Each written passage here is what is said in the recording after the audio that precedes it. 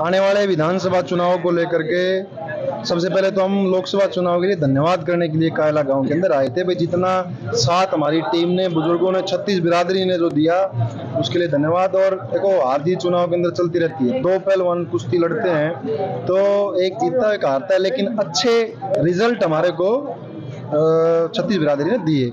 आने वाले विधानसभा चुनाव को लेकर के 3 महीने बाद विधानसभा के चुनाव अक्टूबर के अंदर, विधानसभा चुनाव को लेकर के हम कांग्रेस पार्टी की नीतियों को लेकर के आज गांव कायला के अंदर पूरी टीम के साथ मैं पहुंचा हूं और सभी से आज आशीर्वाद लेकर के कि भाई 36 बिरादरी से, मेरे बुजुर्गों से, नौजवान साथियों से आशीर्वाद लेकर के भाई सबका फैसला है कि आने वाले चुनाव के लिए हम प्रयास कर रहे हैं। और सारी 36 बिरादरी की सरदारी आज ये सारे मौजूद लोग खड़े हैं। अभी ताऊ जी ने कहा है कि अपने लिए मांगो, मैं कह रहा हूं कि ताऊ जी अपने लिए, आप लोगों के लिए मांगूंगा। अपने अधिकार मांगने के लिए सारा सबका फैसला है कि आज से हमने चुनाव के अभियान का, पार्टी को मजबूती दिलाने के लिए और आने वाले दिनों के अंदर कांग्रेस पार्टी की सरकार बने, चौधरी भूपेंद्र सिंह हुड्डा जी की सरकार बने, उसके लिए मैं गांव कायला के अंदर आज आया हूँ।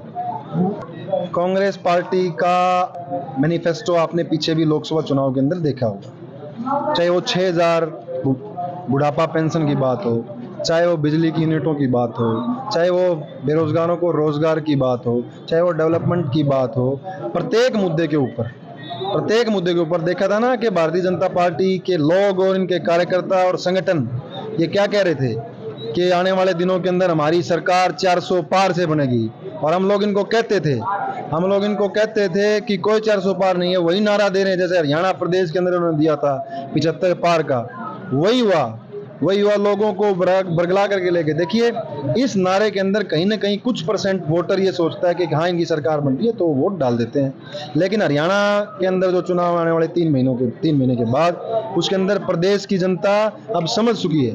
प्रदेश की जनता समझ गई। आपने देखा कि हरियाणा के अंदर बीजेपी की 5 और कांग्रेस की 5 सीटें थी, पिछली बार 10 सीटें थी, अब की बार बीजेपी होगी हाफ, बीजेपी अब की बार लोकसभा में होगी हाफ, विधानसभा में होगी साफ। ठीक है ना, मैं आपको कह रहा हूं, डंके की चोट पे कह रहा हूं।